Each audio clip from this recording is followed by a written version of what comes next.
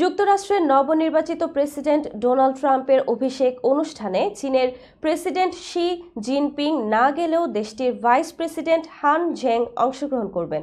আগামী ২০ জানুয়ারি আনুষ্ঠানিকভাবে দ্বিতীয়বারের মতো যুক্তরাষ্ট্রের প্রেসিডেন্ট হিসেবে দায়িত্ব গ্রহণ করবেন ট্রাম্প। খবর রয়টার্সের। চীনের তরফ থেকে জানিয়েছে ভাইস প্রেসিডেন্ট হান ঝেং সোমবার ওয়াশিংটন ডোনাল্ড ট্রাম্পের অভিষেক অনুষ্ঠানে যোগ দেবেন। অভিষেক অনুষ্ঠানের ৩ দিন আগে শুক্রবার সকালে চীনের পররাষ্ট্র মন্ত্রণালয় এই তথ্য জানিয়েছে। সবকিছু ঠিক থাকলে এবং হান ঝেং যোগদান করলে এটিই হবে প্রথমবারের মতো মার্কিন প্রেসিডেন্টের অভিষেক অনুষ্ঠানে চীনের কোনো সিনিয়র নেতার উপস্থিতির ঘটনা।